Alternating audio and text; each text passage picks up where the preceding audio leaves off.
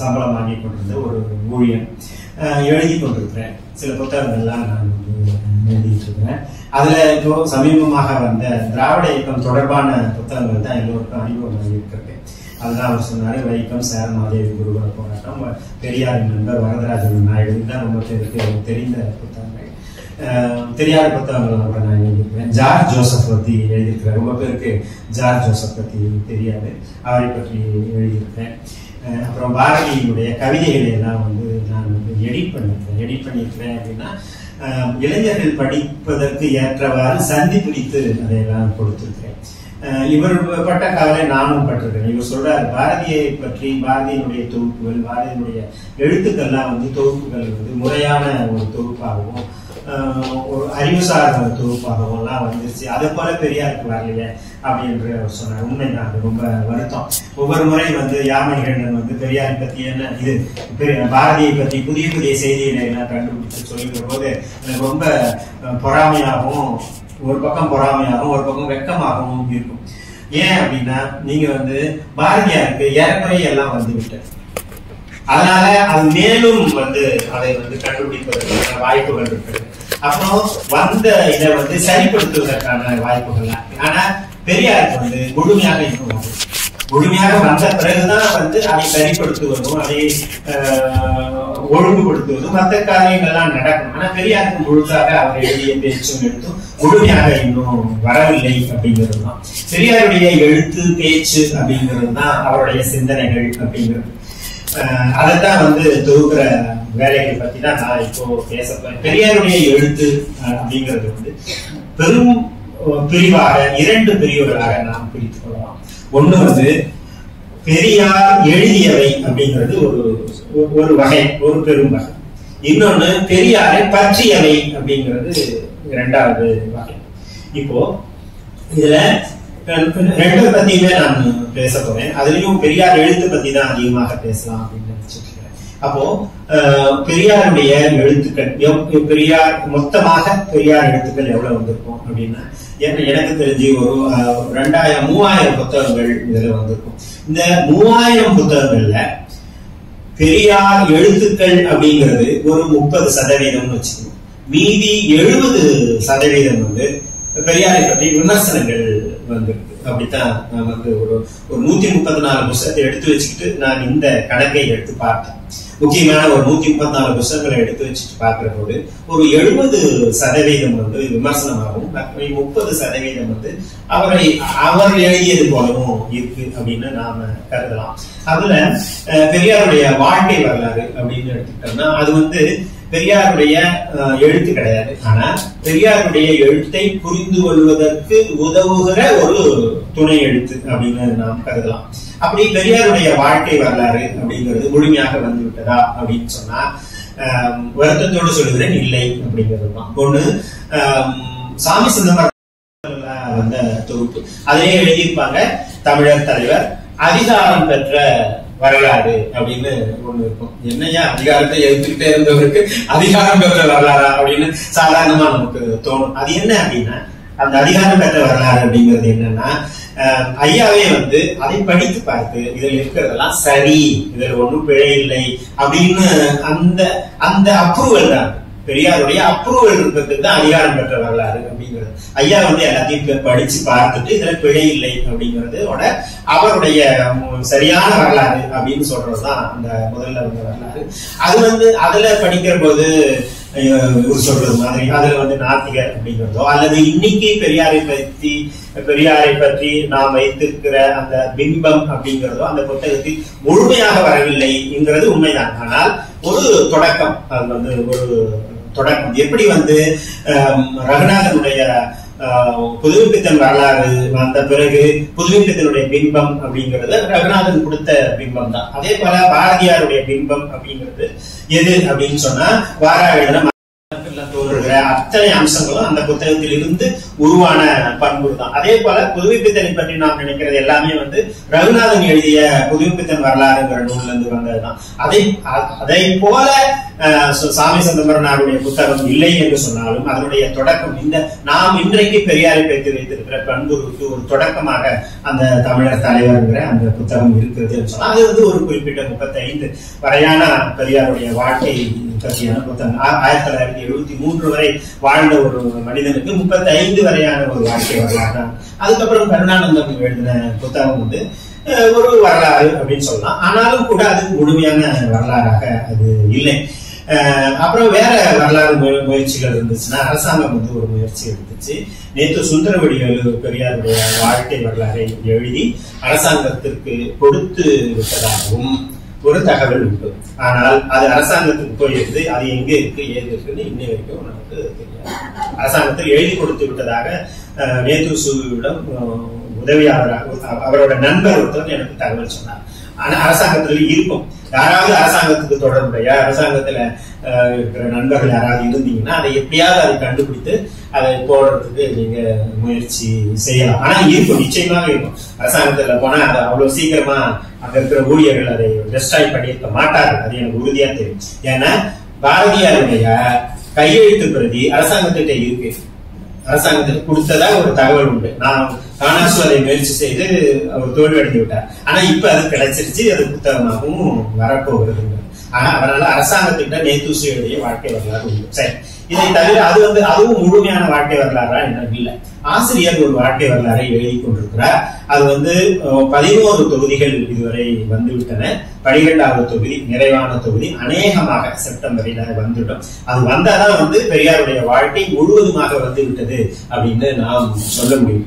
ஆக இது ஒரு நிலை. வேற சில பேர் எல்லாம் எழுதியிருக்கிறார்கள். இந்திய இலக்கிய சிற்பிகள் வரிசை அதெல்லாம் சின்ன சின்ன புத்தகங்கள். அதையெல்லாம் நாம் பெரிதாக கருத முடியாது. இது பெரியாருடைய வாழ்க்கை வரலாறு. அப்புறம் பெரியார் வெளிநாடுகள்ல பல நாடுகளுக்கு அவர் சென்றிருக்கிறார். உங்களுக்கு தெரியும், மலேசியா, சிங்கப்பூர் போனதில்ல. அதுக்கு முன்னாடி ஐரோப்பிய சுற்றுப்பயணம் போய் வந்த பிறகுதான் ஒரு பெரிய மாற்றம்லாம் நிகழ்ந்தது. இந்த ஐரோப்பிய சுற்றுப்பயணத்தை பற்றி ஆணையத்து ஒரு புத்தகத்தை எழுதியிருக்கிறார். ஆசிரியர் ஒரு புத்தகத்தை எழுதியிருக்கிறார். அப்புறம் பர்மாவில் இருந்தது பத்தி நாச்சியப்பன் ஒரு புத்தகத்தை எழுதியிருக்கிறார். நாரா நாச்சியப்பன். அப்புறம் மலேசியா, சிங்கப்பூர், அமெரிக்கா, இதை பத்தி எல்லாம் புத்தகங்கள் ஆசிரியர் எழுதி இதெல்லாம் விட்டன. இதெல்லாம் பெரியாருடைய வாழ்க்கை வரலாற்றை முழுமை செய்வதற்கான ஒரு துணை நூல்கள் அப்படின்னு. அப்புறம் பெரியாரையும் பெரும் ஆளுமைகளையும் ஒப்பிட்டு புத்தகங்கள் நிறைய வந்திருக்கிறது. வள்ளுவரை ஒப்பிட்டு திருக்குறள் முனுசாமி எழுதியிருக்கிறார். அப்புறம் புத்தரோடு ஒப்பிட்டு புத்தகங்கள் வந்திருக்கின்றன.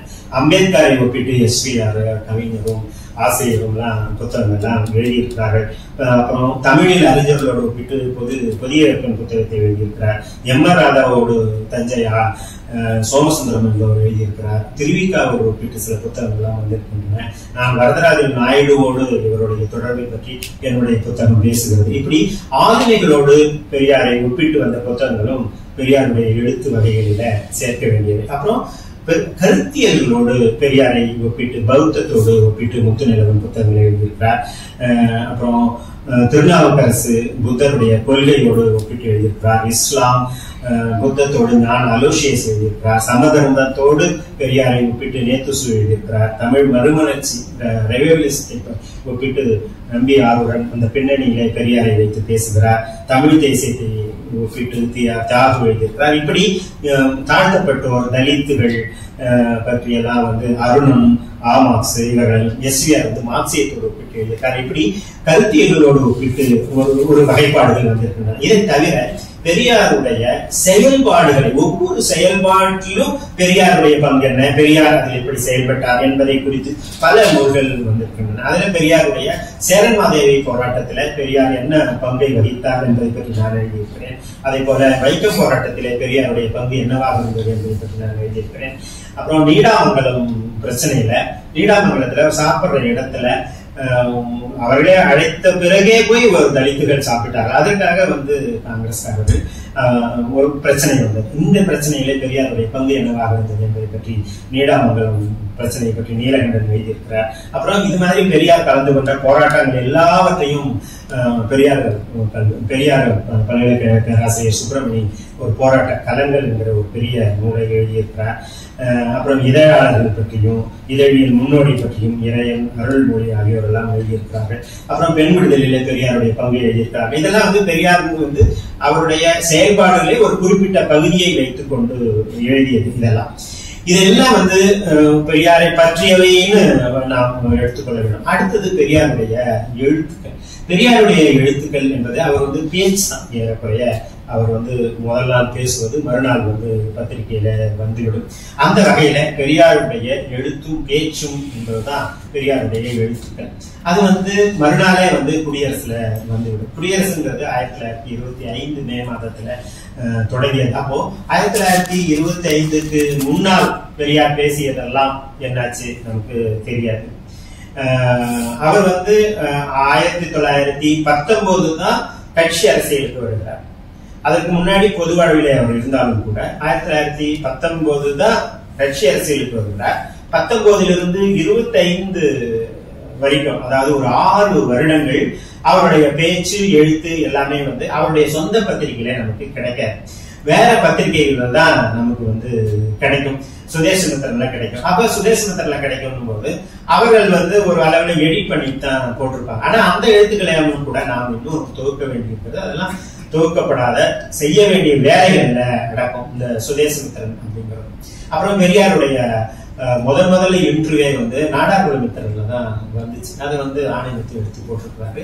நாடார்குலமித்திரன்லயும் பெரியாருடைய எழுத்துக்கள் சிலதெல்லாம் வந்திருக்கு. அதையெல்லாம் கூட நாம் தொகுக்க வேண்டும். அதாவது 1919 1925 வரையான காலத்துல செய்ய வேண்டிய வேலைகள் இருக்குங்கிறத இளைஞர்களுக்குங்கிறத நான் உங்களுக்கு சொல்றேன். அடுத்தது 1925 குடியரசு வருது. குடியரசு எழுத்துக்கள் பின்னால தொகுக்கப்படும். அப்புறம் 1935 அவர் விடுதலையை நடத்துகிறார். விடுதலையை நீதி கட்சி தொடங்கினாலும் கூட 37 பெரியாருடைய கைக்கு வருகிறது. அதற்கு பிறகு பெரியாருடைய எழுத்துக்கள் அதிகமாக வருகின்றன. இப்போ இந்த குடியரசில் வந்த எழுத்துக்களை தொகுக்கிற முயற்சி எப்ப தொடங்குச்சு அப்படின்னா, நம்ம எல்லாரும் நினைத்துக் கொண்டிருக்கிறது மாதிரி ஆணைமுத்து தான் 1974 பெரியாருடைய சிந்தனைகள் அப்படின்னு ஒரு 3 பகுதிகளை வெளியிடுகிறார் என்று நாம் நினைத்துக் கொண்டிருக்கிறோம். அது ஒரு பெரிய தொடக்கம் தான். ஆனா அதுக்கு முன்னாடியே ஒரு சிறிய தொடக்கமாக 1934 பெரியாரே தொடங்குகிறார். குடியரசு கலம்பகம் அப்படிங்கிற ஒரு தொகுப்பு நூலை வெளியிடுகிறார். அதுதான் பெரியாருடைய எழுத்துக்களை தொகுக்கிற முயற்சியினுடைய முதல் படி அப்படின்னு நாம் சொல்லலாம். அந்த புத்தகத்தையும் அரசாங்கம் தடை செய்கிறது. அதெல்லாம் பெரியாருடைய தடைகள் பத்தி பேசும்போது அதெல்லாம் நம்ம பேசலாம். அப்போ இந்த குடியரசில் வந்த கட்டுரைகள் முதலாக குடியரசு கலம்பகத்தில் வருகிறது. அதற்கு பிறகு 1974 ஆணைமுத்து இந்த 3 பெரும் தொகுதிகளை வெளியிடுகிறார். அதை பெரியார் முழுக்க பார்க்கிறார். அதை பெரியார் பார்த்த பிறகுதான் அதெல்லாம் வருகிறது. அந்த சமயத்துல 72 73 பெரியார் குடியரசு இதுல பத்திரிகையில விளம்பரமே கொடுக்குறாரு. ஐயா, எங்களை யாரும் அழைக்காதீர்கள் பேசுறதுக்கு, அந்த கூட்டங்களுக்கு இந்த கூட்டங்களுக்கு யாரும் என்னை அழைக்காதீர்கள். நான் இந்த வேலையில நான் பேசின எழுத்துக்கள் எல்லாம் புத்தகமாக வரப்போகிறது. அதுல வேலையில் நான் ஈடுபட்டிருப்பேன் அப்படின்னு பெரியாரை சொல்றார். ஆக இந்த மாதிரியான பேச்சை எழுத்து ஆக்குவதில்லை. நீங்க சொல்றீங்களே பிரிண்ட் கல்ச்சர், இதுல ஐயாவுக்கு பெரும் நம்பிக்கை உண்டு. பிரச்சாரத்தால நான் எல்லாவற்றையும் மாற்றி விட முடியும்னு ஐயா சொல்றாரு. பிரச்சாரம் தான் எல்லாம், சரி தப்புங்கிறதுல 2ஆம் பட்சம் தான்.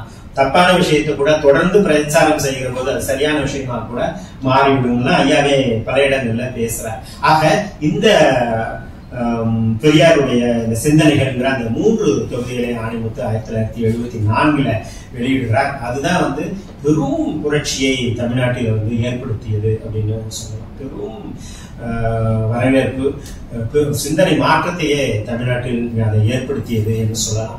அதற்கு பிறகு அது ஒரு குறிப்பிட்ட காலம் வரைக்கும் தான், 1950கள் வரைக்கும் தான் எழுத்துக்களை எல்லாம் அதில் தொகுத்திருக்கிறார்கள்.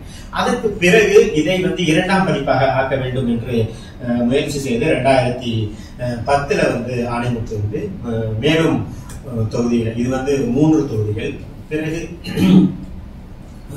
27 சேர்த்து 17 சேர்த்து மொத்தம் 20 தொகுதிகளாக 2ஆம் வரிசை வெளியிடுகிறது. அதை பற்றிய விமர்சனத்தை தான் அவர் படித்துவிட்டு தான் இப்ப அழைத்திருக்கிறார். அது வந்து 2010 வந்தது. இதற்கு நடுவுல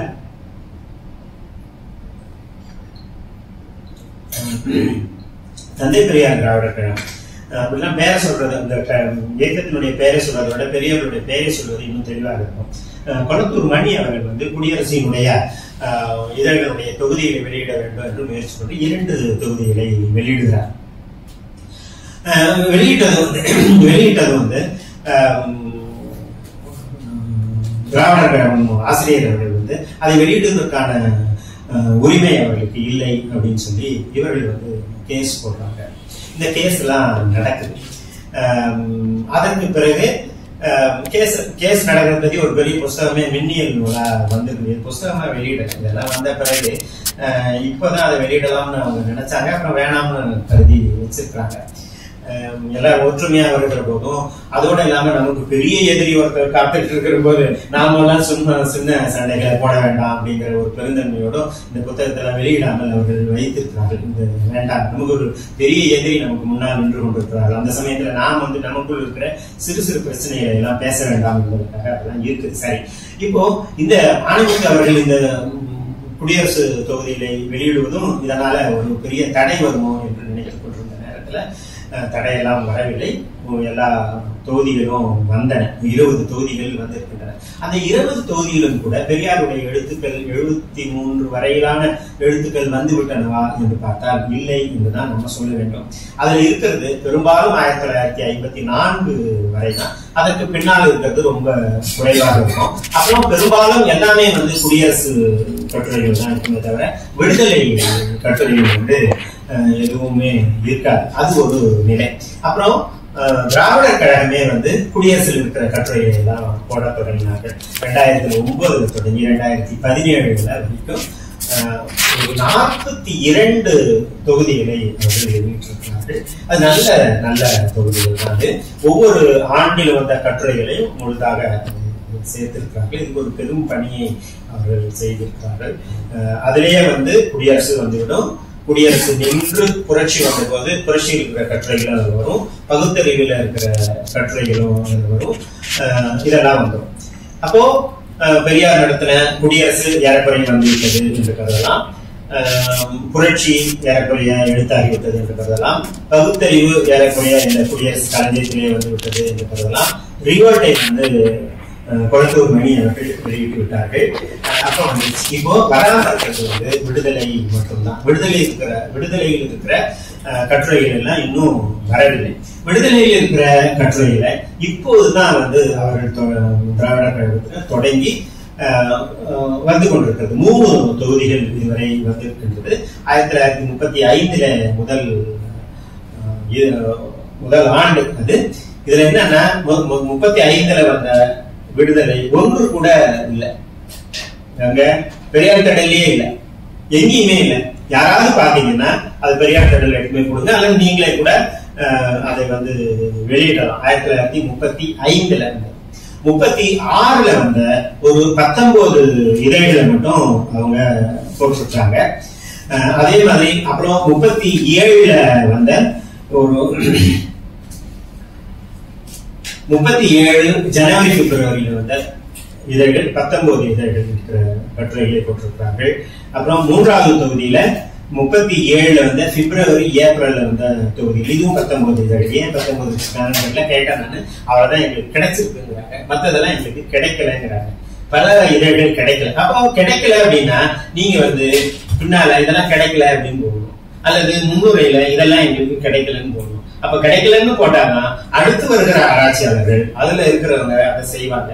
ஆனா இந்த கிடைக்கல அப்படிங்கறதும் எனக்கு தெரியல அப்படின்னு சொல்றதும் இங்க என்னமோ வந்து ஒரு ஒரு என்னது ஒரு கேவலமான விஷயமா கருதுறாங்க. ஆராய்ச்சியில கேவலம்ங்கிறதே கிடையாது. ஆராய்ச்சியில தெரியல இல்ல அப்படிங்கிறதே கிடையாது. ஆராய்ச்சிங்கிறது ஒரு தனி மனிதர் செய்யற விஷயம் கிடையாது. அது ஒரு சமூகமாக இணைந்து செய்கிற ஒரு விஷயம். அப்போ எனக்கு தெரியல, எனக்கு கிடைக்கல அப்படின்னு சொல்லும்போது அடுத்து வருகிற நீங்கள் அதை தேடுவீங்க, நீங்க அதை கண்டுபிடிப்பீங்க, நீங்க அதை போடுவீங்க. அதனால அதான் இவங்க அதை செய்ய மாட்டேங்கிறாங்க. ஏன் அதை செய்ய? நீங்க அதை கூர்ந்து பார்த்தா கூட முன்னோரையோ சரி மற்ற இடங்களோ கூர்ந்து பார்த்தா கூட நீங்க கண்டுபிடிக்க முடியாது. கிடைக்கலங்கிறதும் இல்லைங்கிறதும் நீங்க அவங்கள்ட்ட பேசி அவங்கள்ட்ட தெரிஞ்சுக்கிட்டாதான் உண்டு. ஆராய்ச்சியில யார் ஆராய்ச்சி செய்தாலும் சரி, கிடைக்கலன்னா கிடைக்கலன்னு எழுதுங்க, தெரியலன்னா தெரியலன்னு எழுதுங்க. உங்களுக்கு தெரிஞ்சது மட்டும்தான் நீங்க எழுதுங்க. இது வேற ஒருத்தர் சொன்னார் அப்படின்னா வேற ஒருத்தர் சொன்னார் அப்படின்னு எழுதுங்க. இதுதான் ஆராய்ச்சியை மேம்படுத்துகிற முறை. அப்போ இந்த விடுதலையில இருக்கிற இந்த 3 தொகுதிகள் தான் வந்திருக்கு. அப்போ விடுதலையில் இருக்கிற மற்ற கட்டுரைகள் முழுமையாக இன்றும் வர வேண்டும். ஆனா இது இல்லாம விடுதலையில வந்த தனித்தனி பொருள் பற்றியான கட்டுரைகள் வர தொடங்கிவிட்டது. அந்த வகையில தான் இப்போ பெரியார் பல்கலைக்கழக பேராசிரியர் இப்ப அவருடைய அண்மையான பதிப்பு இதழியல் கட்டுரைகள், பெரியாருடைய இதழியல் கட்டுரைகள். அதுல விடுதலையில வந்த கட்டுரையில 35 இருந்து விடுதலை வந்த வரைக்கும் 50 ஆண்டுகளுக்கு இதழியல் தொடர்பான கட்டுரைகளை மட்டும் தொகுத்து அவர் அதை வெளியிட்டிருக்கார். இப்பதான் சமீபத்துல ஒரு 4-5 நாள் முன்னாடி வந்தது. இதற்கு முன்னாடி குடியரசுல வந்த கட்டுரைகளையும் அதே மாதிரி அவர் தொகுத்து வெளியிட்டிருக்கிறார். அது சுப்பிரமணியம் வெளியிட்டிருக்கிறது வெறும் இதழியல் தொடர்பான கட்டுரைகள் மட்டும்தான். முதல்ல குடியரசு, இப்போ விடுதலை. இப்போ விடுதலை இன்னும் முழுதாக வர வேண்டும், அது வரும் என்று நான் நினைக்கிறேன். இதை தவிர மற்ற பெரியாருடைய எழுத்துக்களை எல்லாம் வேறு சிலரும் கூட வெளியிட்டிருக்கிறார்கள். அதுதான் பசு கௌதமன் வெளியிட்டிருக்கிறார். அதையெல்லாம் நீங்கள் பார்த்திருப்பீர்கள். அது என்னன்னா பசு கௌதமன் வெளியிட்ட தொகுப்புகள்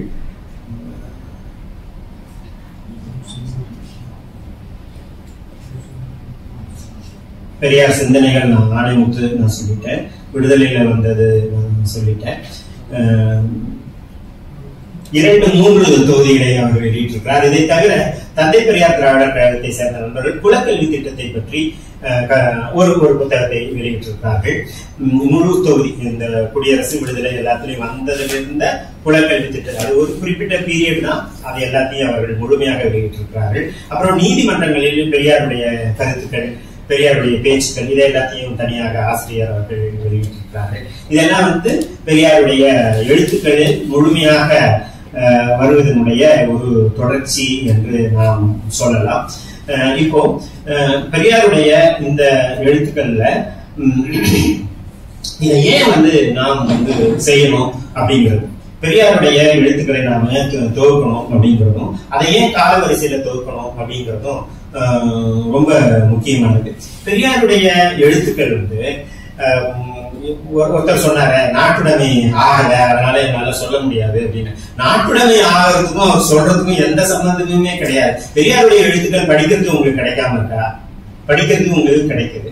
உங்களுக்கு புத்தகமாகாத எழுத்துக்களை நீங்க நூலகங்களுக்கு போய் நீங்க பார்த்துக்க முடியும்.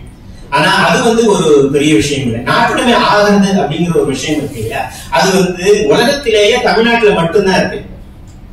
வேற உலகத்துல இந்த நாட்டுடைமை ஆகிறது அப்படிங்கிறது எங்கேயுமே கிடையாது. எழுதுறவருக்கு தான் அந்த எழுத்து சொந்தம். அதுவும் எவ்வளவு காலத்துக்கு சொந்தம் அப்படிங்கிறதுனா அந்த காப்பிரைட் அப்படிங்கிறது லைஃப் பிளஸ் 60. அவர் வாழும் வரை அவருக்கு சொந்தம்.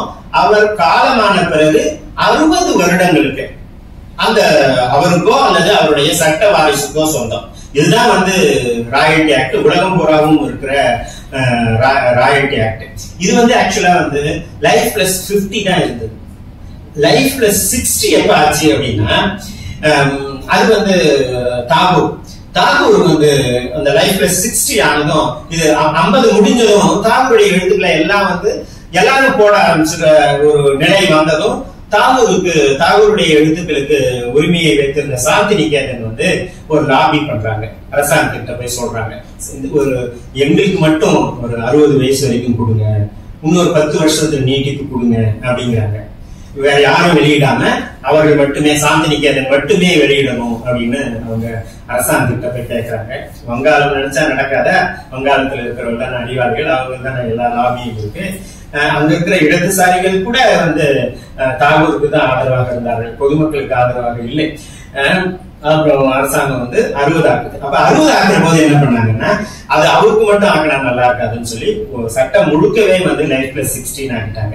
அதனாலதான் வந்து இவங்களுக்கு எல்லாம் இன்னும் பெரியாருடைய எழுத்து இன்னொரு 6-7 வருஷம் பொறுத்துட்டா யார் வேணாலும் போடலாம். இது அந்த பொது வெளிக்கே வந்து அந்த உரிமை வந்து விடும். காந்தி இது வந்துருச்சு 1948 காலமானாரு. 60 வருஷம் ஆனதும் 2008 வந்து அது பொது வெளிக்கு வந்து விட்டது.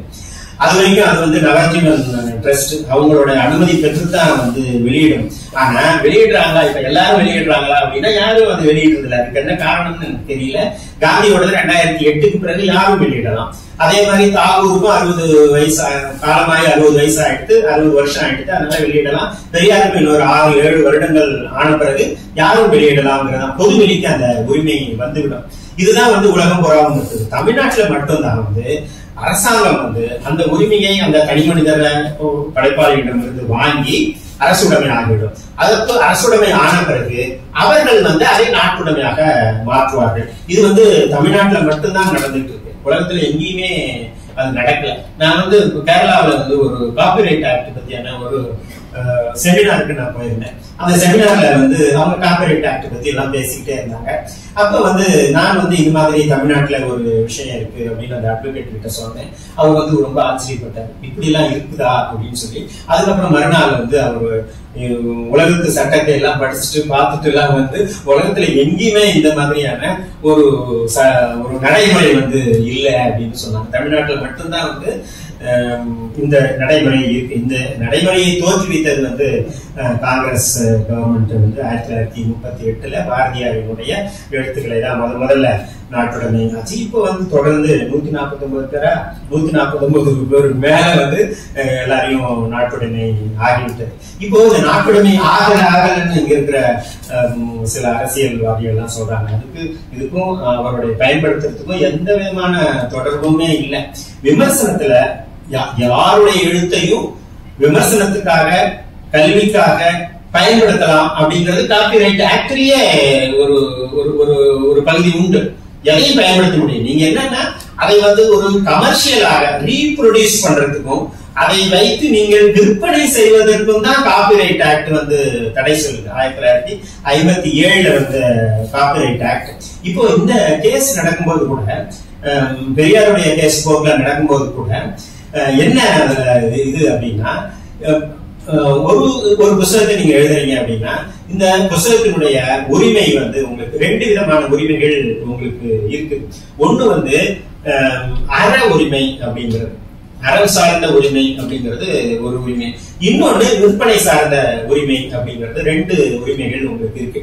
இந்த என்னுடைய எனக்குத்தான் நான் எழுதின புத்தகம் எனக்குத்தான் உரிமை அப்படிங்கிறத நீங்க வந்து ஒரு இடத்துல பதிவு செய்து வைத்துக் கொள்ள வேண்டும். இந்த பதிவு செய்து அதுக்கு ஒரு அமைப்பு இருக்குதுங்க. அந்த அமைப்புல பதிவு செய்து வைத்த பிறகுதான் அந்த உரிமை வந்து உங்களிடம் வருகிறது. அது மாதிரி பெரியார் வந்து எங்கேயும் வந்து பதிவு செய்து வைக்கவில்லை அப்படிங்கிறது பொதுவுடன் யார் வேணாலும் வெளியிடலாம் அப்படிங்கிறதுக்கு ஆதரவான ஒரு கருத்து.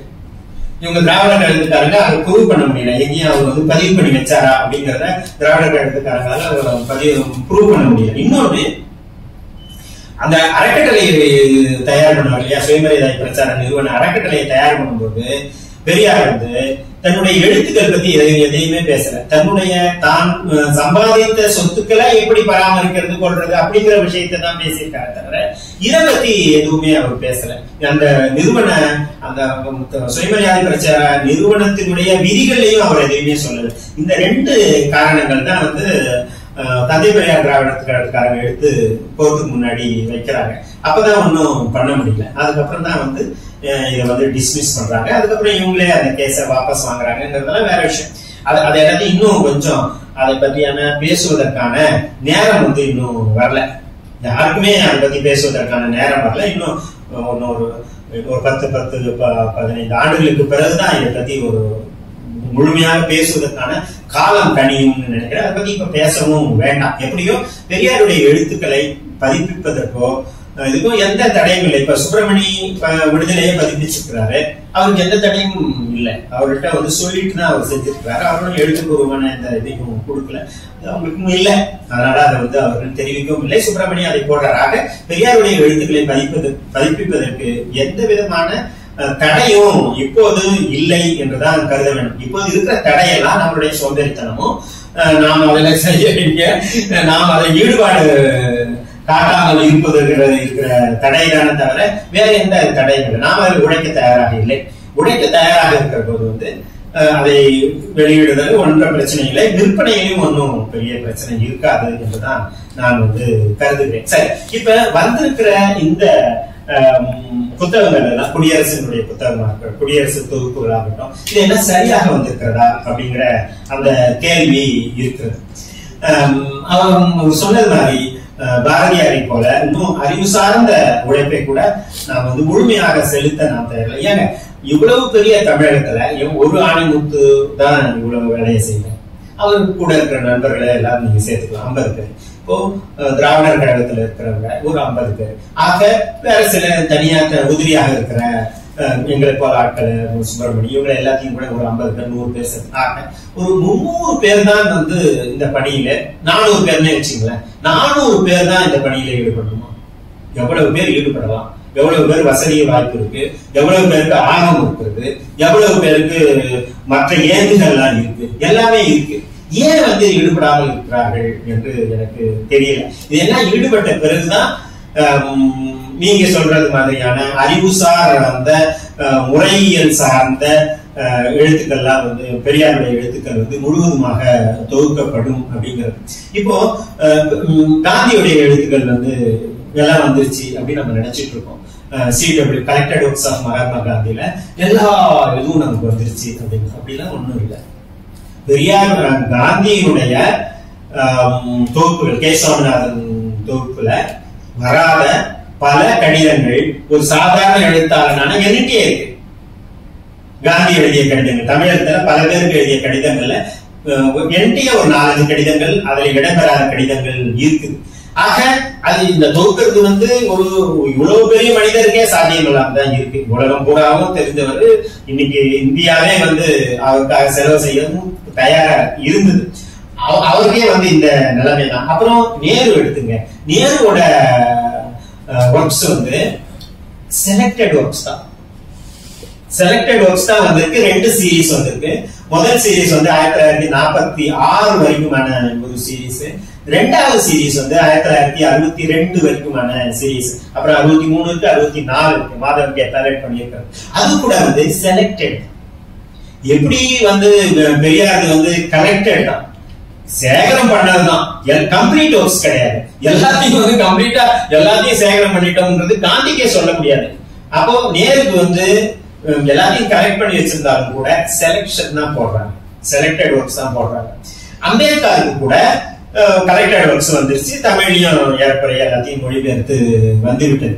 அப்போ பெரியாருக்கும் வந்து இன்னும் முழுமையான புத்தகங்கள் வந்து இன்னும் வர வேண்டியிருக்கு.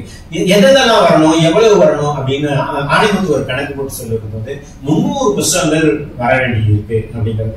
300 புத்தகங்கள்ல இப்பதான் 20 புத்தகம் வந்திருக்கு அப்படின்னு ஆணைமுத்து சொல்றாரு. ஆக இன்னும் வந்து பெரியார்ல வந்து செய்ய வேண்டிய வேலைகள், செய்ய வேண்டிய பணிகள் வந்து நிறைய இருக்குது. நாம் வந்து அதை வந்து செய்யணும். சரி, இப்போ குடியரசு இவரு போட்ட தொகுப்பு, ஆணைமுத்து போட்ட தொகுப்பு பத்தி நான் வந்து ஒரு விமர்சனம் எழுதியிருந்தேன். அதை வந்து அவங்க சிந்தனையாளர்களையும் எடுத்து போட்டிருந்தாங்க. இருந்தாலும் இவ்வளவு பெரிய சிறப்பான தொகுதியில நீங்க வந்து ஒரு குறைய சொல்லியிருக்கீங்களே அப்படின்னு சொல்லி அவங்க வருத்தப்பட்டிருந்தாங்க. எனக்கு கூட வருத்தமா தான் இருந்தது. ஆனாலும் கூட அவருடைய பணியை நான் வந்து புகழ்ந்துதான் அதில் எழுதியிருக்கேன். ஆனாலும் கூட அதுல இருக்கிற குறைகளையும் நாம் சொல்லணும். அதுதான் பெரியாருக்கு நாம் செய்யற, பெரியார் இருந்தாலும் அதை சொல்லியிருப்பாருன்னு நான் நினைக்கிறேன்.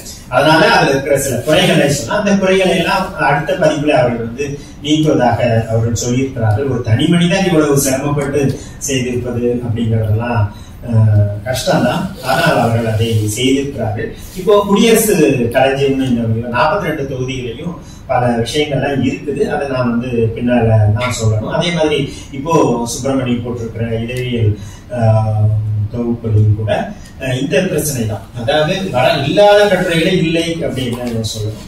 அப்புறம் 10 ஆண்டுகளாக அவர் அதை பிரித்திருக்கிறார். அப்படி பிரிக்கலாமா என்று எனக்கு தெரியவில்லை. இப்போ உதாரணத்துக்கு பாத்தீங்கன்னா, இப்போ ஆல் இண்டியா ரேடியோவோட வரலாறு ஒருத்தர் எழுதுறாரு அப்படின்னு வச்சுக்கோங்களேன். 1938 நம்மளோட all India radio, Chennai all India radio தொடங்குது. சென்னை ஆல் இண்டியா ரேடியோ தொடங்குறதுக்கு முன்னாடி ஆல் இண்டியா வந்து பிராட்காஸ்ட் இல்லையானா இருந்தது. 1924 வந்து நம்ம கார்பரேஷன் ஒரு ரேடியோ நடத்திருக்காங்க. கார்பரேஷனுக்கு முன்னாடியே ஒருத்தர் வந்து ஒரு ரேடியோ கிளப் ஒன்று இருந்தது. அவங்கதான் முதல்ல ரேடியோ சென்னையில தொடங்குறாங்க. அதுக்கப்புறம் கார்பரேஷனுக்கு வருது. அப்புறம் கார்பரேஷனுக்கு பிறகு ஆல் இண்டியா ரேடியோ வருது. அதுதான் இப்போ வந்து பிராட்காஸ்டா நடத்திட்டு இருக்கு இன்னைக்கு வரைக்கும்.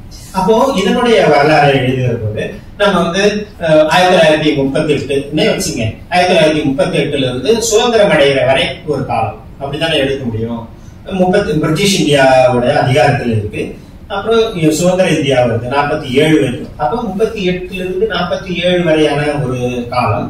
அப்புறம் சுதந்திரம் வந்த பிறகு ஒரு அந்த ரேடியோவுடைய வளர்ச்சியை வைத்து பார்க்கிற போது 1952 வந்து ஒரு குறிப்பிட்ட அமைச்சர் வர BV கேஸ்கர் அப்படிங்கிற ஒரு அமைச்சர் வர, மராட்டிய பிராமினர்.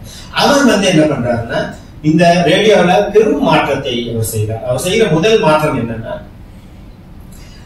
ரேடியோல வந்து சினிமா பாட்டு கூடாது அப்படிங்கிறார். சினிமா பாட்டே கூடாது, இதுல வந்து வெறும் கர்நாடிக் மியூசிக் தான் போடணும், சினிமா பாட்டு கேவலமா இருக்குது, அதனால சினிமா பாட்டு போகக்கூடாது அப்படிங்கிற மாதிரி ஒரு. அப்புறம் ஹார்மோனியம் இருக்குல்ல, அந்த வாத்தியத்தை வந்து ரேடியோவை பயன்படுத்தக்கூடாது அப்படிங்கிறாரு. இது மாதிரியான பல ஒரு முன்னெடுப்புகளை அவர் வந்து செய்யறார். அது வந்து 52 வந்தவர் 62 வரைக்கும் அவர் செய்யறார். அப்போ அவருடைய காலம்ங்கிறது ஒரு தனி காலமாக இருக்கு. அப்போ இந்த ரேடியோவோட வளர்ச்சியின் போது 38 இருந்து 47, 47 இருந்து 52, 52 இருந்து 62, அப்ப 62 இருந்து எமர்ஜென்சி வரைக்கும் வந்து, அப்புறம் எமர்ஜென்சிக்கு பிறகான ரேடியோ. இப்படி அந்த மீடியா எப்படி செயல்படுது அப்படிங்கறத வச்சுதான் அந்த காலத்தை பிரிக்கணும். வெறும் 10 வருஷங்களா பிரிக்க கூடாது. அதே மாதிரி பாக்குற போது விடுதலைங்கிற பாக்குற போது விடுதலையை துவக்கும் போது எப்படி துவக்கணும்னு நான் நினைக்கிறேன் அப்படின்னு சொன்னா, 1935 வந்து விடுதலையை நீதி கட்சி தொடங்குகிறது. 35 இருந்து ஐயாவிடம் வருகிற வரை 37 வரையான காலப்பகுதியை வைத்துக் கொள்ள வேண்டும். 37 இருந்து 42 வரைக்கும் வச்சுக்கணும். 42, 43 வரைக்கும் வச்சுக்கணும். ஏன் 43 வரைக்கும் ஒரு பகுதியா வச்சுக்கணும் அப்படின்னா, இந்த 37 இருந்து ஐயாவுடைய கைக்கு வந்ததுல இருந்து 42 வரைக்கும் விடுதலை ஒரு மாதிரியாக இருக்கிறது. 42ல விடுதலையை வந்து இந்த 2ஆம் உலகப் போர் நடக்கிற போது அரசாங்கத்துக்கு கொடுத்துறாரு. பெரியார் அரசாங்கத்தினுடைய யுத்த பத்திரிகையாக அது வருகிறது. அப்போ அந்த 42ல இருந்து 46 வரை இது அரசாங்கத்தினுடைய பத்திரிகையா தான் இருக்கு. அரசாங்கத்துடைய பத்திரிகை எப்படி அதை வித்தியாசப்படுத்தி நீங்க விடுதலை பார்க்கும்போது பார்க்கலாம்னா, விடுதலைன்னு போட்டு அதுல வந்து வீன்னு போட்டிருப்பாங்க. வி அப்படின்னு ஆங்கிலத்துல அது இருக்கும். அது இருந்துச்சுன்னா அது வந்து பெரியாருடைய ஆசிரியத்துவத்தில் வருகிற பத்திரிகை அல்ல அப்படின்னு நமக்கு அதை பார்க்கிற போதே நம்ம கண்டுபிடிச்சோம். அப்போ அந்த யுத்த பத்திரிகைகள்ங்கிறது அது ஒரு. அப்புறம் யுத்த பத்திரிகை பிறகு மறுபடியும் வந்து ஐயா கிட்ட வந்து வந்துருது. அதுக்கப்புறம் வருகிற காலங்களை வந்து அந்த பத்திரிகையுடைய செயல்பாடுகளை வச்சுக்கிட்டு பிரிக்கணும். இப்படி ஒரு நிறுவனத்தினுடைய செயல்பாடுகளை வைத்து அந்த காலத்தை பிரிக்கிறது மாதிரி ஒரு இதழினுடைய செயல்பாடுகளை வைத்துக் கொண்டு காலத்தை பிரிக்கணும். ஐயா வந்து 10 வருஷமா அதை பிரிச்சிருக்காங்க. இது வந்து நான் குறைன்னு நான் கருதவில்லை. அதாவது ஒரு இன்னும் அது மேம்படுத்தா இப்ப வந்துருச்சு. இப்ப நாம அடுத்த கட்டத்துக்கு நாம் அதை எடுத்துக்கொண்டு செல்ல வேண்டும். இதுவே வராம இருந்தது, இவ்வளவு வருஷமா வராம இருந்து இப்ப வந்து வராது வந்த மாமணின்னு சொல்றது மாதிரி இதெல்லாம் வந்திருக்கிறது. ஆக இந்த இதுல இப்போ யாரெல்லாம் ஆசிரியர்கள் விடுதலைன்னு இருந்தா, விடுதலையில யாரெல்லாம் ஆசிரியர்களா இருந்தாங்க அப்படிங்கிற அந்த வரலாற்றை சொல்லணும். விடுதலையில என்ன மாதிரியான விஷயங்கள் எல்லாம் வந்து அதுல வந்தது அப்படிங்கிற அந்த விஷயங்களை எல்லாம் முன்னுரையில சொல்லணும். அதெல்லாம் வந்து இப்ப இருக்கிற இந்த மாதிரியான புத்தகங்கள் இருக்குன்னு பார்த்தா அது கொஞ்சம் யோசனை தான். அதையெல்லாம் இருக்கணும் அப்படின்னு நான் நினைக்கிறேன். இப்போ விடுதலையில வந்து ஆசிரியர்கள் யாரெல்லாம் இருந்தாங்க அப்படிங்கிறது, D.A.V. நாதன் ஒருத்தர் இருந்தார். அவர் தான் தொடக்க கால ஆசிரியர். அதுக்கப்புறம் பண்டித முத்துசாமி பிள்ளை அப்படின்னு ஒருத்தர் இருந்தார். அப்புறம் அடுத்தது 3வது வந்து பூவாலூர் பொன்னம்பலனார் இருந்தாங்க. அப்புறம் 4வது கரிவரதசாமி இருந்தாங்க. 5வது புத்தூசி குருசாமி இருந்தாங்க. 6வது மணியம்மையார் இருந்தாங்க. மணியம்மையாருடைய பேரை நீங்க அதுல பார்த்திருந்தா கூட பார்த்தாலே அதுல வந்து ஒரு வரலாறு இருக்கு. இவர பெரியாரை மணப்பதற்கு முன்னால வந்து அவங்க K.A. மணி அப்படிங்கிற அந்த பேரும், மணந்த அந்த தேதியிலிருந்து அந்த பத்திரிகையில வந்து ஈவேரா மணியம்மையார் அப்படிங்கிற அந்த பேருமே அந்த விடுதலையில இருக்கும். இதையெல்லாம் வந்து ஒரு வாசகன் வந்து படிக்கிறதுக்கு போறதுக்கு முன்னாடியே முன்முறையில இது எல்லாத்தையும் தெளிவா சொல்லும் போது அவன் படிக்கிற வாசகனுக்கு வந்து அது வந்து இன்னும் சரியா இருக்கும். அது மாதிரியான ஒரு முன்னுரை வந்து அதற்கு வந்து தேவைப்படுகிறது. அப்புறம் 1962ல இருந்து ஆசிரியர்களுக்கு வீரமணி அவர்கள் வந்து அதுக்கு ஆசிரியர் ஆகிறார். ஆகதான் இன்னும் வரை ஆசிரியராக இருக்கிறார். விடுதலையில 7 பேர் ஆசிரியராக இருந்தார்கள் அப்படிங்கிற அந்த விஷயத்தெல்லாம் சொல்லணும். அப்புறம் விடுதலை என்ன விதமான தடைகளை எல்லாம் பெற்றது அப்படிங்கிற அந்த விஷயத்தை எல்லாத்தையும் சொல்லணும். அதற்கப்புறம் இந்த யுத்தத்துக்கு பத்திரிகை கொடுத்ததை பத்தி சொல்லணும். அப்புறம் அதுல இருக்கிற அதுல குறிப்பிடப்பட்டிருக்கிற விஷயங்கள் இன்றைய வாசகனுக்கு புரியுமா புரியாதா அப்படிங்கறதெல்லாம் தெரிந்து அதற்கான குறிப்புகளை வந்து அதுல கொடுக்கணும். இப்ப நாயுடு அப்படின்னு இருந்தா வெறும் அதுல நாயுடு இருக்கும். அப்ப எந்த நாயுடுன்னு குறிக்கணும்? வரதராஜன் நாயுடு தான் இவர் நாயுடுன்னு குறிக்கிறாரா, அல்லது K.V. நாயுடுன்னு ஒரு நீதி கட்சி தலைவர் இருந்தார். அவர் வந்து இங்க கவர்னரா கூட எல்லாம் இருந்தார். அந்த நாயுடு தான் நம்ம வந்து குறிக்கிறோமா அப்படிங்கிற அந்த விஷயத்தை எல்லாத்தையும் வந்து வாசகனுக்கு தெரியாது இல்லையா? இதையெல்லாம் சேர்ந்துதான் வந்து இதையெல்லாம் குறிக்கணும். இது எல்லாத்தையும் வந்து ஆணைமுத்து குறிச்சிருக்கார். பல இது மாதிரியான கடும் உழைப்பை செலுத்தி அவர் குறித்திருக்கார். இதெல்லாம் வந்து இந்த குடியரசு களஞ்சியத்திலேயோ அல்லது இப்போ இருக்கிற விடுதலை களஞ்சியத்திலேயோ இதெல்லாம் இல்லை. இதெல்லாம் வந்து சேர்த்து குறிப்பிட வேண்டும். ஆனா இதை செய்யறதுக்கே இவ்வளவு காலம் ஆயிருக்கு. இது செஞ்சாலே வந்தாலே நமக்கு போதும் அப்படிங்கிற அந்த நிலைமை தான் இருக்கிறது. ஆக பெரியாருடைய எழுத்துக்கள் இன்னும் முழுமையாக வரவில்லை என்பதை சொல்லி, இன்னும் வர வேண்டும் என்பதையும் சொல்லி, அது வர வேண்டிய தேவை இருக்கிறது என்பதற்கு தான் நம்ம ஐயாலாம் இன்றைக்கு இருக்கிற அரசியல் உலகம் அதனுடைய தேவையை வற்புறுத்தி கொண்டுதான் இருக்கிறது. இப்போ எடுத்ததுமே வந்து இது ஏன் வருதுன்னு சொல்லி அதை முடிச்சோன்னே வெறுப்பு அரசியல் தான் திராவிடர் கழகத்துடைய அல்லது திராவிட இயக்கங்களுடைய அரசியல் அப்படிங்கிற ஒரு பொதுவான ஒரு பரப்புரை இங்க இருந்துட்டே இருக்கு. நாம் வெறுப்பு அரசியல் தான் செய்யணுமா? நாம் வெறுப்பு அரசியல் ஒரு குறிப்பிட்ட இனத்தை நாம் வந்து வெறுக்கிறோம், அவர்களை அழித்து விட வேண்டும் என்று நினைக்கிறோம் அப்படிலாம் நம்மளை பத்தி பேசுறாங்க. நாம் அப்படித்தான் செய்கிறோமா அப்படிங்கிற ஒரு கேள்வி இருக்கு. இந்த கேள்விக்கு நாம 1000 பதில்கள் சொல்லலாம். ஆனா ஐயா அப்படி என்ன நினைத்தார் அப்படிங்கறதுதான் வந்து ஒரு ஸ்ட்ராங்கான ஒரு பதிலாக இருக்க முடியும். அதை வந்து இந்த மாதிரியான பத்திரிகைகள்ல அவருடைய எழுத்துலேருந்தே எடுத்து போடும்போது நமக்கு வந்து ரொம்ப உறுதியாக அது தெரியும். ஒரு இடத்துல ஐயா பேசுறாரு, இது வந்து 1926 குடியரசுல அவர் சொல்றார், எனக்கு ஏன் அவர்களிடத்துல வெறுப்பு அப்படிங்கிறது, சமுதாயத்துறையில் பார்ப்பனர்கள் அனுஷ்டிக்கிற உயர்வு அவர்கள் அனுபவிக்கிற அளவுக்கு மேற்பட்ட விகிதம், அவர்களுடைய அளவுக்கு மேல அவங்க வந்து அனுபவிக்கிறாங்க ஆகியவைகளில் தான் எனக்கு வெறுப்பு இருக்கு. அவர்கள் மேல வெறுப்பு இல்லை, எனக்கு வெறுப்பு இருக்கிறது. இது பார்ப்பனர்களிடம் மாத்திரம் அல்ல, இந்த நிலையில் உள்ள எல்லோரிடத்திலுமே நான் வெறுப்பு கொள்கிறேன். இந்நிலை என்னிடத்தில் ஏற்பட்டு இருப்பதற்கு காரணம் ஒரு தாய் வயிற்றில் பிறந்த எல்லா மக்களுக்கும் சம அனுபவம் இருக்க வேண்டும் என்று கருதி ஒன்றுக்கொன்று குறைவு அதிகம் இல்லாமல் பார்த்துக் கொள்வது எப்படி ஒரு தாய்க்கு இயற்கை குணமாக இருக்குமோ அதுபோல்தான் எனக்கும் தோன்றுகிறது. மற்றும் அந்த தாய் தனது மக்களின் உடல்நிலையில் இழைத்து போய் வலிவுக்குறைவாய் இருக்கிற மகனுக்கு மற்ற குழந்தைகளுக்கு அளிக்கிற போஷணையை விட எப்படி அதிகமான போஷணையை கொடுத்து மற்ற குழந்தைகளோடு சரிசமானமுள்ள குழந்தையாக ஆக்க வேண்டும் என்று பாடுபடுவாளோ அதுபோல்தான் நான் மற்ற வலுக்குறைவான பின்தங்கிய மக்களிடம் அனுதாபம் காட்டுகிறேன். இந்த அளவுதான் நான் பார்ப்பனரிடமும் மற்ற வகுப்புகளிடமும் காட்டிக்கொள்ளும் உணர்ச்சியாகும். இதை விட எப்படிங்க சொல்ல முடியும்? இதை விட எப்படி சொல்ல முடியும்? இதை வந்து 1926 அவர் வந்து சொல்றார். அதோட பெரியாருடைய எழுத்துக்கள்ல என்னன்னா, யாரோ வந்து ஒரு எதிராளி வந்து கேள்வி கேட்கறதும் அதற்கு வந்து ஒரு பதில் சொல்றது மாதிரிதான் இருக்கும். ஏன்னா எதிர்ப்பிலேயே வளர்ந்தவர் இல்லையா, அதனால எல்லா எழுத்துமே அப்படித்தான் இருக்கும். இன்னொரு இடத்துல சொல்றாரு, நம் நாட்டு மக்களின் சுயமரியாதையின் ஜீவநாடிகள் அந்த தீண்டாமை ஒழிப்பும் கதர் அணிய வேண்டும் அப்படிங்கிறது. அது வந்து 1926. அதற்கு பிறகு கதரை விட்டுறாரு. அதனாலதான் கால வரிசையில வரணும். அப்படியே எடுத்து பெரியாருடைய கட்டுரைகளை கொடுத்துட முடியாது.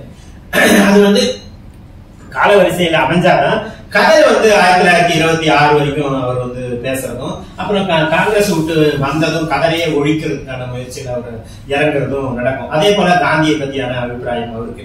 காந்தி பத்தியான ஒரு அவர் 1927 அது வரைக்குமே வந்து அவரை காந்தியடிகள்னு சொல்லிட்டு இருந்தவர். 1927க்கு பிறகுதான் வந்து காந்தி ஆகிறாரு. அதுக்கு பிறகு காந்தி யார் அப்படிங்கிற அந்த யூசேஜை அவர் எடுக்கிறார். அப்ப இது எல்லாமே வந்து நீங்க கால வரிசையில தொகுக்கிற போது பெரியாருக்கும் காந்திக்குமான அந்த உறவு விலகல், அப்புறம் 1948 வந்து காந்தி காலமாகிற போது செத்த காந்தி நம்முடைய காந்தி அப்படின்னு அவர் சொல்லி, அப்புறம் காந்தி தேசம்னு சொல்லணும் அப்படிங்கிறது. இது எல்லாமே வந்து நீங்க கால வரிசையில தொகுக்கும் போதுதான் புரிந்து கொள்ள முடியும். அதுக்கப்புறம் பாண்டியனை போல MSS பாண்டியனை போல அறிவாளிகள் வந்து அதை விளக்குற போது இன்னுமே நமக்கு வந்து அது வந்து தெளிவாகவும் சரியாகவும் நமக்கு புரியும். அப்ப கால வரிசையில பெரியாரை கொடுக்க வேண்டியது வந்து ஒரு கட்டாயம் ஆகிறது. அந்த 26 சொல்லும் போது அவர் சொல்றார், மனிதனை மற்றொரு மனிதன் தெருவில் நடக்கவும் பக்கத்தில் வரவும் கண்ணில் தென்படவும் அவனது தெய்வத்தை கண்டு தரிசிக்கவும் முடியாதபடி வைத்திருக்கிற வரையில் சுயமரியாதை இல்லை என்றும் அப்படிப்பட்டவனுக்கு சுதந்திரம் என்பது அர்த்தமில்லாத வார்த்தை அப்படிங்கிறார். அதாவது சுயராஜ்யம் வேணுமா சுயமரியாதை வேணுமா அப்படிங்கிற அந்த கேள்வி வருகிற போது நான் முதல்ல சுயமரியாதை தான் வந்து தான் வேண்டுகிறேன் அப்படிங்கிறது தான் 1926 வந்து அவருடைய பார்வையாக இருக்குது.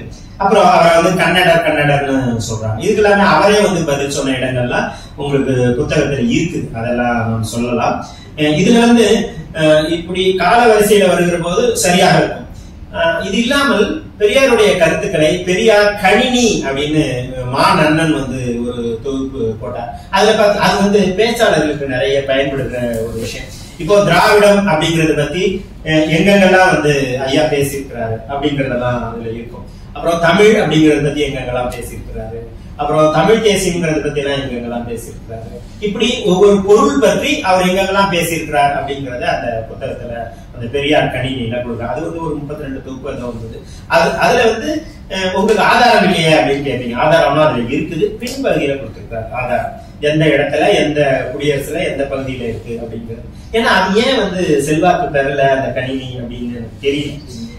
ரெண்டாவது நம்ம அதை பிரச்சாரமும் பண்ணல. அப்புறம் அது திராவிடர் கழக வட்டாரத்திலேயே பிரபலமாச்சாரும் நமக்கு தெரியல. ஆனா பேச்சாளர்களுக்கு அது ஒரு பயன்படுகிற ஒரு விஷயம். ஆனா அதுல வந்து கால வரிசையில அது இருக்காது. அப்புறம் அந்த கன்னடம் பத்தி சொன்னல, அதை சொல்றாரு, என்னை கூட கேட்டார்கள், நீ ஒரு கன்னடியன் எப்படி தமிழனுக்கு தலைவனா இருக்கலாம் என்று. தமிழனுக்கு எவனுக்கும் தகுதி இல்லையப்பா தலைவனா இருக்கிறதுக்கு என்று நான் சொன்னேன். இதற்கு காரணம் ஒரு தமிழன் இன்னொரு தமிழன் உயர்ந்தவனாக இருப்பதை பார்த்து சகித்துக் கொண்டிருக்கவே மாட்டார். இன்னொரு ஆளை கூட இவன் ஏற்றுப்பான், ஆனா இன்னொரு தமிழனை வந்து அவன் ஏற்றுக்கொள்ள மாட்டான் அப்படிங்கிறது. இதெல்லாம் வந்து பெரியாருடைய எழுத்துக்களை கால வரிசையில் பதிப்பதற்கான தேவையை சொல்கிறது. அப்புறம் அடுத்தது இந்த எழுத்துக்கள்லாம் வந்த பிறகு அவை வந்து ஆங்கிலமாக மாற வேண்டும். ஆங்கிலமாக மாறும்போது பல பிரச்சனைகள் அது வந்து சந்திக்கணும், தமிழையே அதை சந்திக்கணும். இப்போ நான் ஒரு இடத்துல எழுதியிருந்தேன், இதுகாலை அவர் இங்கு இதுகாலை அவர் இது பற்றி பேசுகிறார் அப்படின்னு திருவிக்கா எழுதுறார். திருவிக்கா எழுதும் போது இதுகாலை அப்படிங்கிறது வந்து டுடே மார்னிங் இல்ல, இப்பொழுது அப்படிங்கிற பொருள் தான். திருவிக்கா இதுகாலை அப்படின்பாரு. அப்ப இதுக்காக என்பது அதை வந்து டுடே மார்னிங் நீங்க எழுத முடியாது. இது ஆங்கிலத்துல வந்து ஆங்கிலமும் தெரியணும், தமிழும் தெரியணும். மொழிபெயர்க்கிறவங்களுக்கு வெறும் வந்து ஆங்கிலம் மட்டும் தெரிஞ்சா போதாது பெரியார் மொழிபெயர்க்கிறது. அப்புறம் பெரியாரை வந்து பதிப்பிக்கிறதுக்கே வந்து உங்களுக்கு வந்து தமிழ் நல்லா தெரியணும். அந்த காலத்து தமிழ். ஒரு இடத்துல அவர் சொல்றாரு, இந்த பதவிகள் காயமாய் பூர்த்தியாயிருந்தால் இந்த பிரச்சனையை விட்டுவிடலாம். இந்த பதவிகள் காயமாய் பூர்த்தியாயிருந்தால் இந்த பிரச்சனையை விட்டுவிடலாம் அப்படின்னு ஒரு வாக்கியம் இருக்கு. இதுல காயமாய்னா என்ன பொருள்? இந்த பதவிகள் காயமாய் பூர்த்தி செய்யப்பட்டிருந்தால் இந்த பிரச்சனையை விட்டுவிடலாம். அப்ப காயமாய் அப்படின்னா பர்மனன்ட்ங்கிற பொருள். பர்மனண்டா இந்த போஸ்ட்ல யாராவது போட்டுட்டு இருந்தா இந்த பிரச்சனையை நம்ம விட்டுறலாம், அது காலியா இருந்துச்சுன்னா நாம அதை பத்தி பேசலாம் அப்படிங்கிற. அப்போ ஒரு கட்டத்துல காயமாய் அப்படிங்கிற அந்த சொல் வந்து பர்மனன்ட்ங்கிற பொருள்ல பயன்படுத்துறாங்க. 1960 வரைகள் கூட அதை பயன்படுத்துறாங்க. இதைதான் வந்து ஐயா பயன்படுத்துறாரு. அப்புறம் உளமாந்தை அப்படின்பாரு, வேல்மரவனையும் பாரு, பச்சைக்கானாம் பாரு. இதுக்கெல்லாம் என்ன பொருள்னா உங்களுக்கு வந்து அந்த கொலோக்கியல் தமிழ் தெரிஞ்சாதான், வட்டார தமிழ் தெரிஞ்சாதான் வந்து நீங்க வந்து. அப்புறம் ஆலத்தின்னு ஒரு இடத்துல சொல்றாரு. ஆலத்தின்னா என்ன நமக்கு ஒரே குழப்பமா இருக்கும். ஆரத்தி இருக்குல்ல, சுவாமிக்கு எடுக்கிறாங்களா ஆரத்தி, அதுதான் வந்து ஆலத்திங்கிறார். ரா வந்து லாவா மாறுது. அது வந்து சேலத்துல வந்து அடிக்கடி நடக்கும். நம்ம பழைய முதலமைச்சர் கூட சொன்னார்ல, திருப்பினார்ல, திருப்பி அது திருப்பி தான் அந்த ரூ வந்து லாவா மாறுது. அந்த சேலம் பகுதியில லாரி இருக்குல்ல, அத வந்து சில பகுதியில வந்து ராலியும் பாங்க, ராலி. அப்ப அந்த வட்டார வழக்கு பெரியாரோட பேச்சுல பல இடத்துல அந்த வட்டார, அவன்கிட்ட போய் நான் தொங்கிட்டு இருக்கவா அப்படின்னா, அவன்கிட்ட போய் தொங்கிட்டு இருக்குன்னா தொங்குறதுங்கிற பொருள் இல்ல, அவன்கிட்ட போய் கெஞ்சறது, அவன்கிட்ட போய் நான் வந்து மன்றாடுதல், அந்த பொருள்ல தான் இருக்கு. அப்ப ஐயாவோட இதை வந்து மொழிபெயர்க்கிறவங்களுக்கு இல்ல பதிப்புக்கிறவங்களுக்கே வந்து அந்த காலத்து தமிழையும் தெரிஞ்சுக்கணும், இஷ்டத்துக்கு வந்து அதை பண்ணிட வர்ஜம் இல்லாமல் ஒரு இடம். அதை வந்து அணிமுத்து வந்து தவறாதான் குறிச்சிருப்பாரு. அப்புறம் பத்ததி நிர்ணயம். பத்ததினா வந்து ஒரு முறைன்னு பொருள், பத்ததி. அது வந்து ஹிந்தில இருந்து வந்திருக்கும்னு நினைக்கிறேன். பிராமணர்கள் அதை நிறைய பயன்படுத்துவாங்க பத்ததி. அந்த பத்ததிங்கிறதும் ஒரு முறை, ஒரு வழக்கம் அப்படிங்கிற அந்த பொருள். அதெல்லாம் வந்து நம்ம பண்ணும்போது கொஞ்சம் கவனமாக அதை செய்யணும் அப்படின்னு நினைக்கிறேன். நான் வந்து 36 வரைக்கும் இந்த மாதிரியான சொற்கள் எல்லாம் பிரிச்சு வச்சிருக்கிறேன். எவ்வளவு கஷ்டமான சொற்கள் குடியரசு படிச்சு இன்னும் மற்றதெல்லாம் அதை செய்யணும். அதனுடைய ஆங்கில ஆக்கத்தையும், ஆங்கிலம் இதுக்கு என்ன ஆங்கிலம் அப்படிங்கிறதையும் நான் செய்து ஒரு நூலாக வளர்த்துக்காக நான் செய்து கொண்டிருப்பேன் அப்படிங்கிறதுக்காக பெரியாருடைய எழுத்துக்கள் அப்படிங்கிறது இன்னும் வரவேண்டி இருக்கிறது. வருகிற போது இவ்வளவு முயற்சிகளோடும் இவ்வளவு தயாரிப்புகளோடும் வரும்போதுதான் அது வந்து முழுமை அடையும். முழுமை அடைஞ்ச பிறகுதான் ஆராய்ச்சியை தொடங்கணும். இதுவரைக்கும் பண்ணியிருக்கிறது ஆராய்ச்சி இல்ல, ஆராய்ச்சிக்கான தரவுகள். இதையே ஆராய்ச்சிகள் சொல்லி நம்ம மயங்கிடக்கூடாது. இதெல்லாம் தரவுகள் தான். தரவுகளை தயார் பண்ணுகிற வேலையில் நாம் எல்லோரும் சேர்ந்து ஈடுபட வேண்டும் அப்படிங்கிற அந்த வேண்டுகோளை வைத்து இந்த வாய்ப்புக்கு நன்றி.